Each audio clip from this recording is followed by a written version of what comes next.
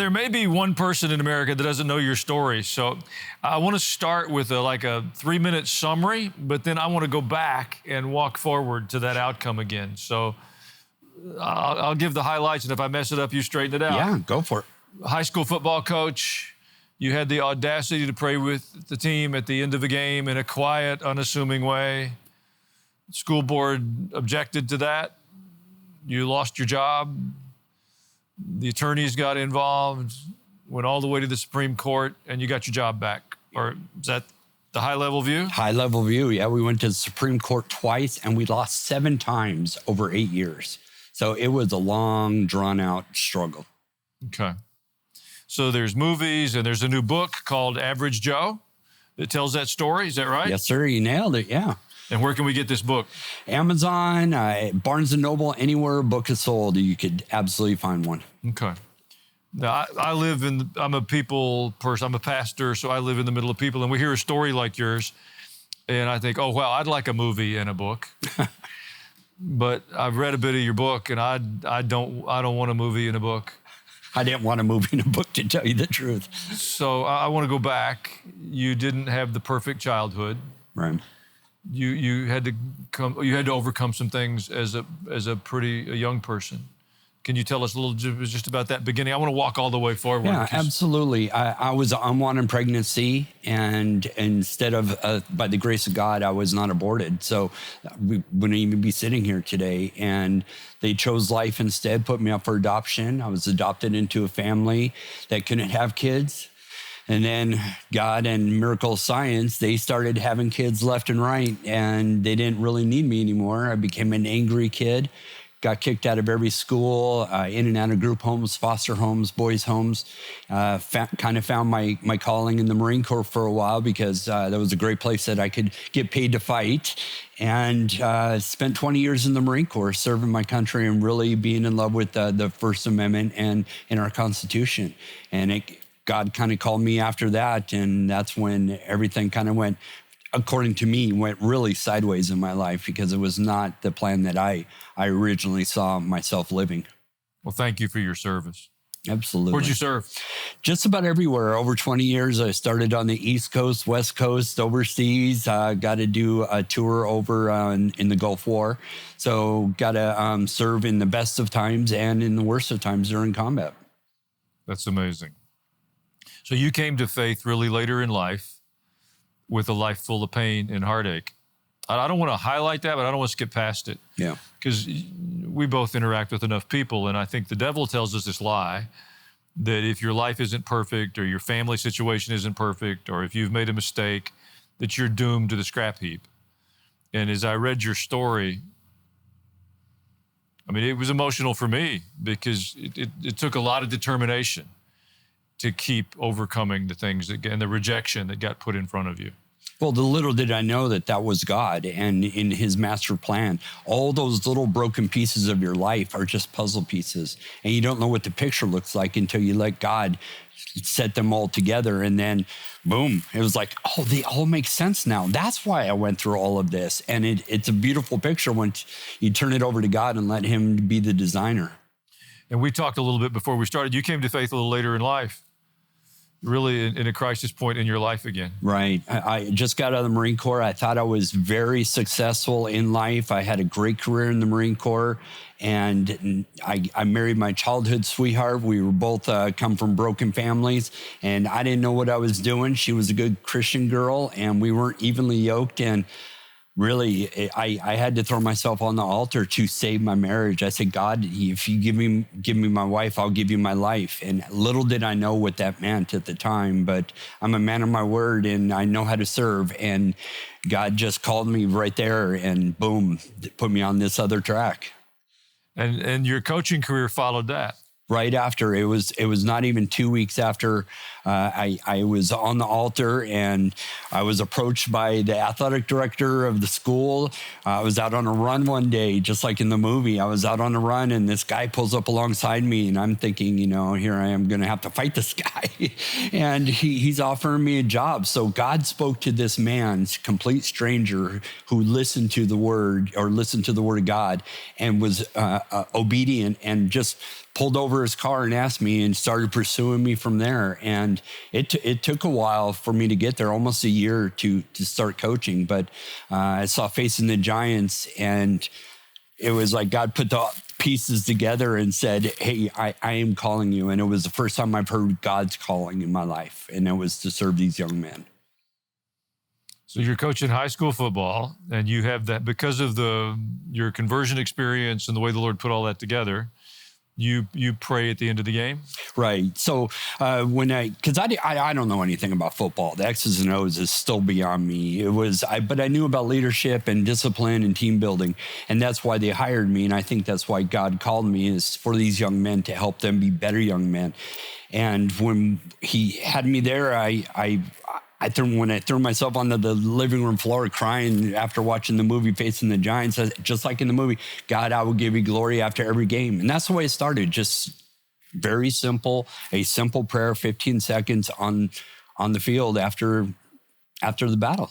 So you weren't doing it to make a show or draw attention to yourself. No. It was really more of a response to God's goodness in your life. Yep, just being thankful. Thankful prayer. That's all it was from the beginning until the very last one.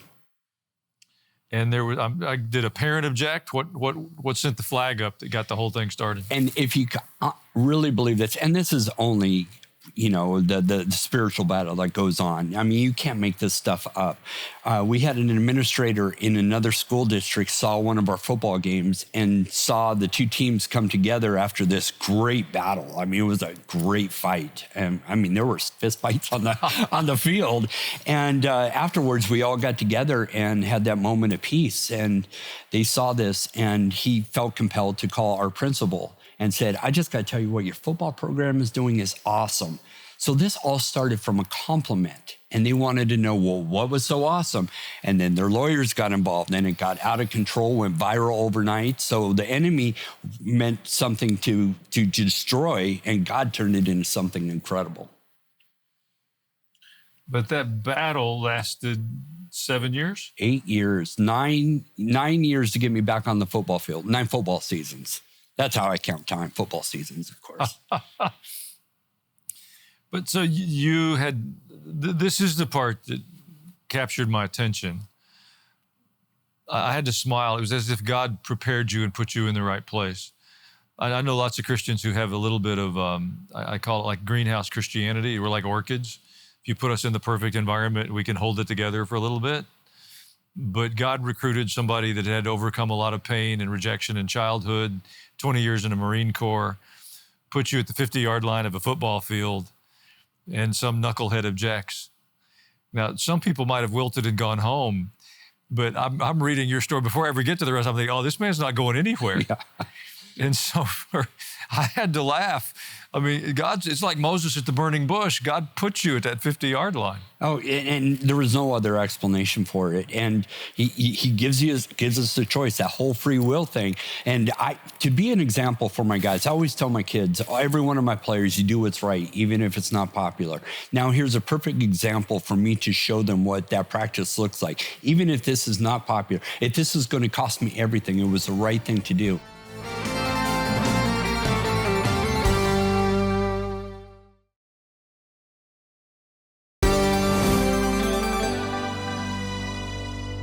I was an American and I was a Marine before I became a Christian. So the Constitution really meant something to me. And there was a battle. There was a huge struggle between the two, because what do you do as a Christian? We don't teach Christians what to do when we come into conflict.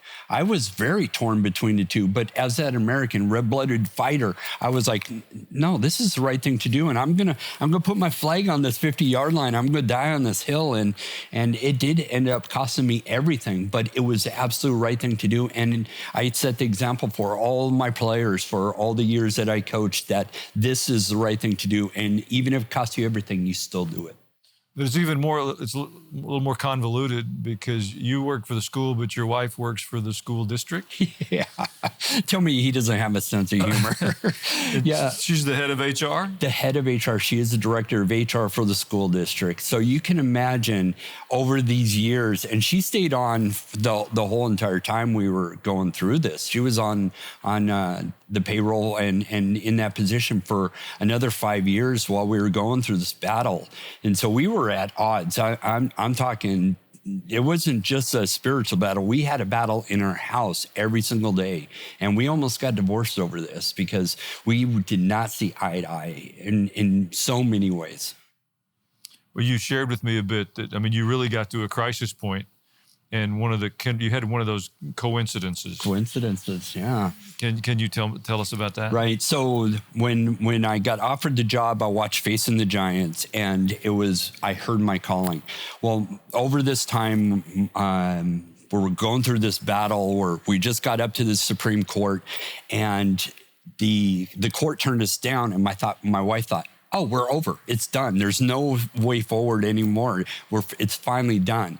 Well, God just opened another door so we could go through all of it again. And she couldn't do it. And we got this huge fight. And this was like the monumental of all fights. We were at our breaking point, and she looked at me and she said, you got to decide what's more important, this fight or our marriage. And I had to tell her that this fight was more important because God has called me to fight this battle. And so we broke right there. And I was walking out of the house. I packed a bag and I was headed out. And I get of all the times, the coincidence, I get a call, and it's a video, and it's the Kendrick brothers standing on the 50-yard line where they filmed Facing the Giants. And he said, Coach, I know you and your wife are going through some battles right now. I'm here to encourage you and to pray for you.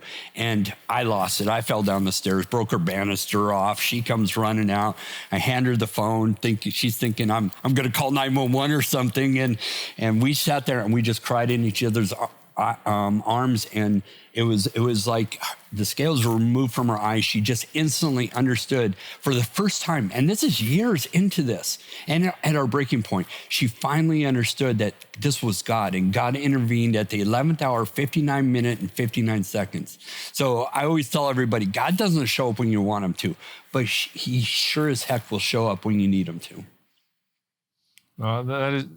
It's such a powerful. And it's more typical than not. You know, my biggest complaint with God is about his timing. Yeah. Oh, yeah. God is faithful. I mean, he's always been faithful in my life. I will not yield that. It's an absolute truth. But his timing. Oh, yeah. We're going to talk about that when I get up there. Yeah. Don't you know he's intimidated? We're coming to question him. And I know he's just sitting there with that big smile thinking, yeah, you'll see the rest of the puzzle pieces will all make sense then.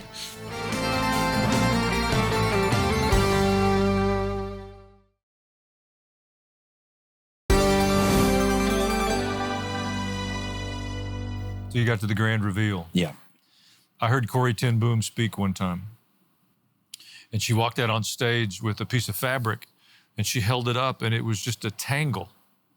I mean, it made no sense. And she said, this is how my life looks in time.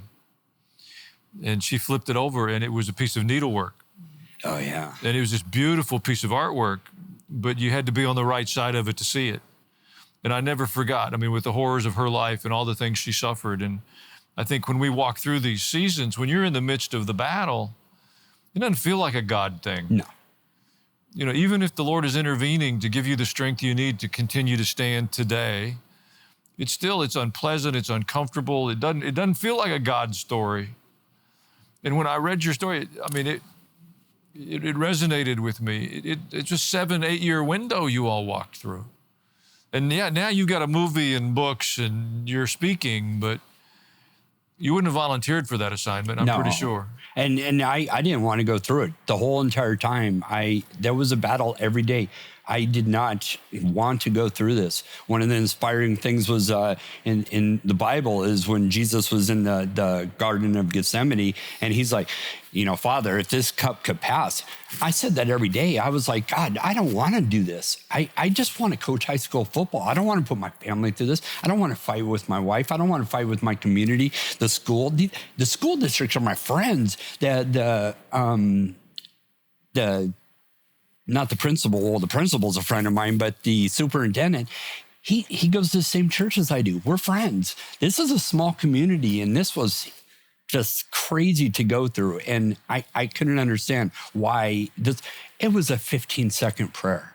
Nowhere in America should anybody be in trouble for doing a 15-second prayer in public. But I'm sure that's expensive. Cost the school district money? $6.98 million is what the legal fees was. I don't have that kind of money. Not my checking account for sure. Marine Corps didn't pay that? No, I'm still waiting on that check, let me tell you. Yeah, First Liberty Institute, which is great. They're like ADF and a bunch of other ones that are out there. There's great groups out there that will represent people free. And thank God that God paid for that, because who could pay for that? And God just wants somebody that's faithful, that will stand up. And I felt like I was the schmuck that did it and said, yeah, I'll stand here and for all these years. And that's what I did, is just stand firm in my faith and trusting in God. So when you heard the verdict in your favor, what's that feel like? To me, it wasn't joyous. It was a relief. And the only reason I say that is because it is a negative world. We have a lot of negative things happen. The way that the lower courts ruled was that any display of faith in the public square could get you terminated. If I lost at the Supreme Court and they ruled against me, that would have been set in stone for the rest of the time. I would have screwed up religious freedom for every single American from this time on. That was the weight on my shoulders. It wasn't about winning it. My biggest worry was, what happens if I lose? What does this implicate? And what does this do for Christians and people of faith? Not even just Christian, people of faith all around the United States. I would have messed it up for everybody.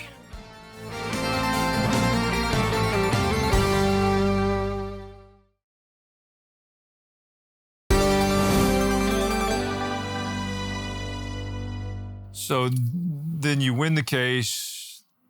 Then there's a lot of publicity that comes with that. Yeah, I didn't like that part. I didn't like any of that part. That's a whole nother kind of stress. Yeah, I would rather have been, that's why we named the movie and the book Average Joe. And there's nothing special about me. There's nothing incredible. This was just some guy who did a 15-second prayer, and God just happened to, if God could use somebody like me, imagine what he could do with everybody else. So I still don't like the big limelight and all that kind of stuff. I just want to live my life and enjoy living with my family, my dogs, my house. And yeah, simple guy, man. Somebody told me you just got a new dog. Oh man, don't get me into that story. That's another God story. Yeah, he's got a sense of humor for sure. So what are you and your wife doing these days? Because you're speaking to groups and... Yeah, we are. So I've been speaking to anybody who would listen about the First Amendment and the rights as an American. And God has really put my wife and I on a track that if we can make it through these kind of battles together, everybody can make it through. So we've been speaking men's conferences, women's conferences, marriage conferences. I've been speaking at some of the House bills and Senate bills that have been going on and getting prayer back in school and chaplains and stuff like that. So really, I will go wherever God calls us. And it's really cool how God has just taken both of us and has just been slowly bringing us together. And now we're speaking together. And let me tell you, we're so polar opposites that it's a lot of fun to see us both out there. I can't imagine. Well, our nation is in a struggle. Yes. You know, the military had been turned into a social experiment more than a group of men and women to fight our wars and defeat our enemies. Apparently, they've been looting the coffers in Washington for a long time of hundreds of billions of dollars. If not trillions, yes. We're terminating the lives of our children. I mean, we all know the litany of things that are happening. I don't think that's going to be turned around in a big hurry. It's not going to happen in 100 days. I don't think it even happens in a single election. You're better an expert on standing than I am. I'm a preacher. You're the Marine. But it feels like it's going to take a determination from the people of faith if we're going to see this walked back to the place it needs to be for the sake of our children. Absolutely. What do you say to the people that are tired of the bickering and they're tired of the stress and the confusion, Should we just surrender and quit? Well, that's always the option. And then we end up like Canada and a mess like Venezuela. That's not what Americans are about. And I tell everybody, I got it even on my arm, 2 Timothy 4:7, you fight the good fight, you finish the race, and you remain faithful. Thank you for leading with your faith. Okay. Absolutely. I can't improve on the story that Joe has told you. His book is Average Joe. If you don't like to read this one. You can see the movie, but you need to read the book. Thank you very much, sir. Bless you, brother.